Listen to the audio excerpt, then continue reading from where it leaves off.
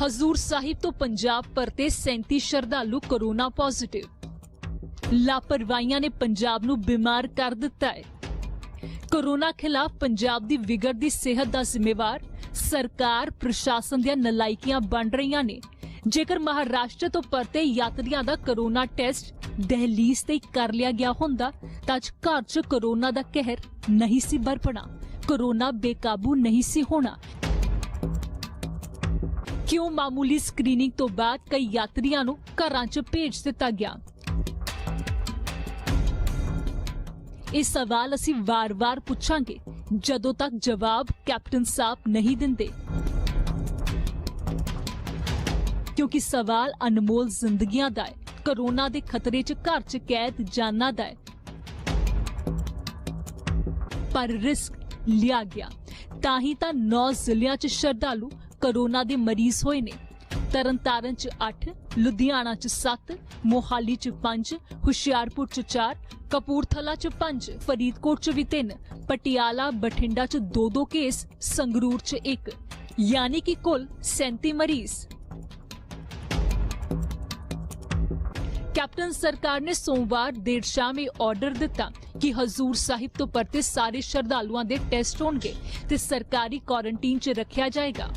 ये फैसला बेहद जरूरी सी, पर जेकर समय ते कीता जांदा शुक्रवार तो हुण तक हजारां श्रद्धालु महाराष्ट्र तो पंजाब आ चुके ने, पर सिर्फ स्क्रीनिंग दी फॉर्मैलिटी कर कईयां नूं घर भेज दिता गया।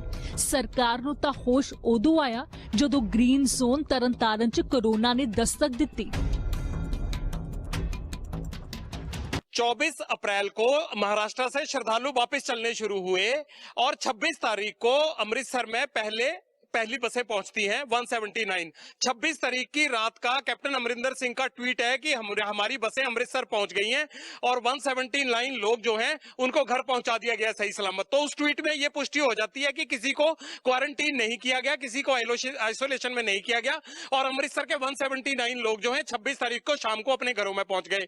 27 तारीख की रात को प्रिंसिपल सेक्रेटरी हेल्थ का ऑर्डर आ जाता है और उसमें यह कहा जाता है कि इन सब लोगों का कोविड टेस्ट करवाना है। तो अमृतसर के प्रशासन के पैर भूल जाते हैं कि 179 लोगों को तो हम पहले ही घर में भेज चुके हैं, उन लोगों को पुलिस की मदद से वापस बुलाया जाता है। आप गफलत देखिए कि फॉरवर्ड प्लानिंग की कमी है। जो फॉरवर्ड प्लानिंग कोरोना के मसले में कैप्टन साहब लॉकडाउन और कर्फ्यू को लेकर कर रहे हैं, वो हेल्थ के सिस्टम को लेकर फॉरवर्ड प्लानिंग क्यों नहीं हो रही है? जब लोग महाराष्ट्र से चलने लगे थे तब उनको कहां कैसे रखना है, कौन सा टेस्ट करवाना है, हेल्थ डिपार्टमेंट ने ये क्यों नहीं सोचा पंजाब में? क्यों उनके आने के बाद जो है 24 घंटे बाद ऑर्डर जारी हुआ? तब तक तो जो गोल लगना था वो गोल लग चुका था, जो नुकसान होना था हो चुका था। कोरोना लेकर आए 179 लोग मिल चुके थे। आप इन चीजों को समझिए, जरा सिलसिलेवार तरीके से पूरी ग्राउंड रियलिटी को देखिए, फिर पता लगेगा कितना बड़ा नुकसान हुआ है।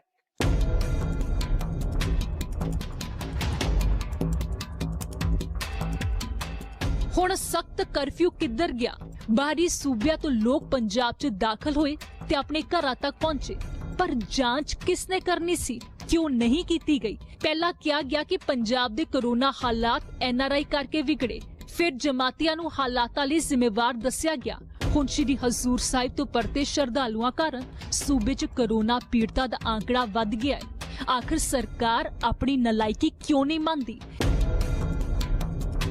पहला ही क्यों हालात विगड़न दिते जांदे ने? ਸੁਭਾਵਿਕ ਹੈ ਕਿ ਕਮੀ ਪੇਸ਼ੀਆਂ ਨੇ। ਆਰਡਰ ਹਜੂਰ ਸਾਹਿਬ ਦੇ ਦੇਖੋ ਸ਼ਰਧਾਲੂਆਂ ਨੇ ਤਾਂ ਆਪਦੀ ਗੱਲ ਉੱਥੇ ਹੀ ਰੱਖਤੀ ਸੀ ਕਿ ਅਸੀਂ ਇੱਥੇ ਨੇੜੇ ਨੇੜੇ ਇੰਨੇ ਬੈਠੇ ਆ, ਅਸੀਂ ਵੀ ਬਿਮਾਰੀ ਦੇ ਸ਼ਿਕਾਰ ਨਾ ਹੋ ਜੀ। ਉਹ ਵਿਚਾਰਿਆਂ ਨੇ ਚਿੰਤਾ ਆਪਦੀ ਉਦੋਂ ਜਤਾਈ, ਮਗਰ ਉਦੋਂ ਉਹਨਾਂ ਦੇ ਬਾਰੇ ਕੋਈ ਧਿਆਨ ਨਹੀਂ ਕੀਤਾ ਗਿਆ। ਚਲੋ ਉਦੋਂ ਤਾਂ ਸਮਝ ਸਕਦੇ ਸੀ ਉਹ ਮਹਾਰਾਸ਼ਟਰ ਹੈ, ਭਾਵੇਂ ਇਹਨਾਂ ਦੀ ਸਹਿਯੋਗੀ ਸਰਕਾਰ ਸੀ, ਮਗਰ ਇਹਨਾਂ ਨੇ ਕੁਝ ਨਹੀਂ ਲਿਖ ਕੇ ਭੇਜਿਆ ਉੱਥੇ।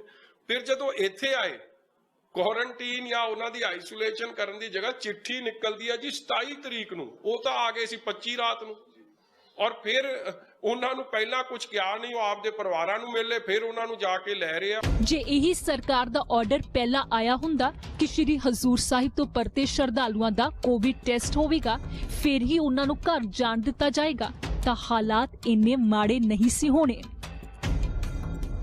सर, पंजाब की स्थिति अब क्या है? देखो, पंजाब में स्थिति तो कंट्रोल में है, कोई ऐसी बात नहीं है, लेकिन थोड़ा सा हमारा कल से जो कुछ लोग हजूर साहब से या बाहर से पंजाब से बाहर से पंजाब में आए थे, उनके कारण थोड़ा सा हमारा आंकड़ा बढ़ा है। लेकिन फिर भी हमने उनको सबको ट्रेस कर लिया और ट्रेस करके उनको आइसोलेशन वार्ड में हमने भेज दिया है। प्लस जो बाकी लोग थे उनको क्वारंटीन में हमने रखा हुआ है। सर, महाराष्ट्र से सबसे पहले लोग आए या श्रद्धालु आए, पंजाब सरकार ने उसके बाद 27 अप्रैल को जो नोटिस जारी किया कि इन्हें क्वारंटाइन किया जाएगा, इनके हेल्थ चेक की जाएगी, कोरोना का टेस्ट किया जाएगा। सर, चूक कहाँ रही? पहले यात्री तो पहले आ गए सर। नहीं, वो कुछ लोग ऐसे थे जो 25 तारीख को आए थे, 25 को आए थे। 25 वाले लोग थे जो कि कोई उनका रिकॉर्ड नहीं था। ਨਾਂਦੇੜ 'ਚ ਸੰਗਤ ਦਾ ਲੋਕਡਾਊਨ ਦੇ 10 ਦਿਨ ਬਾਅਦ ਕੋਵਿਡ ਟੈਸਟ ਹੋਇਆ ਸੀ। ਪੰਜਾਬ ਜਾਂਦੀ ਵਾਰ 24 ਅਪ੍ਰੈਲ ਨੂੰ ਸਿਰਫ ਸਕਰੀਨਿੰਗ ਹੋਈ ਤੇ ਪੰਜਾਬ 'ਚ ਜਦੋਂ ਇਹ ਸ਼ਰਧਾਲੂ ਵੜੇ ਤਾਂ ਸਰਕਾਰ ਸੁੱਤੀ ਪਈ ਸੀ। जब ये पंजाब स्टेट में पहुंच गए थे तो वहां पे पंजाब सरकार का एक काम था, फर्ज था कि ये लोगों को एक जगह बुलाकर एक छत के नीचे इनके सबकी फिर से स्क्रीनिंग करना चाहिए थी और इन सबको वापस से एक बार टेस्ट करके इनको छोड़ना चाहिए था। लेकिन ऐसा लग रहा है कि कहीं ना कहीं वो कमी हुई है, जिससे ये सब माहौल बिगड़ गया है।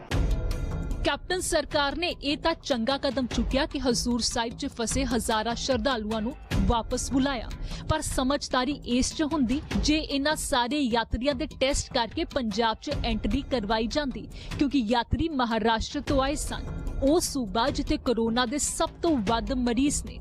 ਮਹਾਰਾਸ਼ਟਰ ਦਾ ਹਾਲ ਵੇਖੋ, ਕੋਰੋਨਾ ਦੇ 9300 ਤੋਂ ਵੱਧ ਕੇਸ ਨੇ, 400 ਮੌਤਾਂ ਹੋ ਚੁੱਕੀਆਂ ਨੇ, 1388 ਤੋਂ ਵੱਧ ਕੋਰੋਨਾ ਦੇ ਮਰੀਜ਼ ਹਾਲਾਂਕਿ ਠੀਕ ਵੀ ਹੋਏ ਨੇ।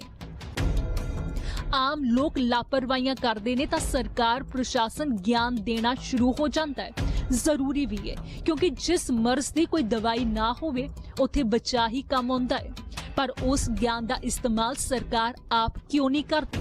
ਕਾਸ਼ ਮਾੜੀ ਮੋਟੀ ਸਮਝ ਸਰਕਾਰ ਨੇ ਲਗਾਈ ਹੁੰਦੀ, ਪਰ ਸਰਕਾਰ ਤਾਂ ਰਹਿ ਕੇ ਜਾਗਦੀ ਹੈ।